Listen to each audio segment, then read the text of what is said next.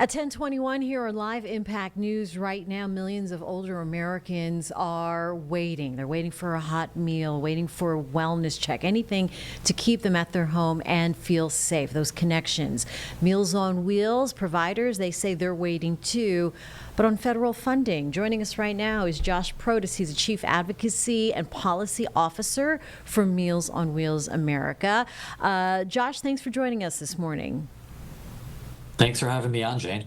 So let's start with this big picture, how seniors are suffering from serious hunger and isolation issues. How bad is it in our country right now? It's a crisis right now, and it's a crisis that is growing worse. We have millions of older adults who are waiting for the nutritious meals and the moments of connection they need and deserve just because Meals on Wheels providers don't have enough of the federal funding they need to meet growing demand. And that demand continues to increase as seniors become the fastest growing part of the population. Everyday costs remain high, and vital government programs face cuts. So what is this campaign End the Wait about? And what does a wait list actually look like? Yeah, Meals on Wheels America started the campaign to end the wait, and that means ending the wait for seniors to receive the nutritious meals and connection they need.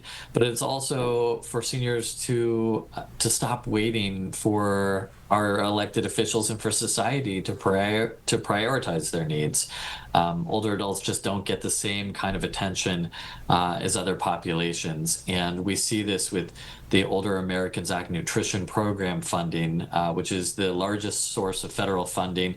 It's about a third of the overall funding for the Meals on Wheels network, and it just hasn't kept pace with growing demand, with a rising senior population and rising needs. And unfortunately, it's led to wait lists and really impossible choices that local programs have to face. 1 in 3 Meals on Wheels providers right now has a wait list with an average wait time of about 4 months for seniors in need. Oh my goodness. Okay, so cutting meals, the delivery times are too long, and people are being turned away. It sounds awful. So for families watching right now who have an aging parent or a neighbor, what do we need to know? Yeah, so we need the federal government to step up. We need Congress to step up. And I think the message they need to hear is that stronger investment in Meals on Wheels services, it's not only the right thing to do, but it's also a smart use of taxpayer dollars.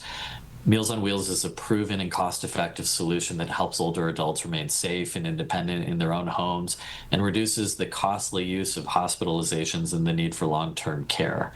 We can provide Meals on Wheels services to a senior for an entire year for roughly the same cost as 1 day in a hospital or 12 days in a nursing home.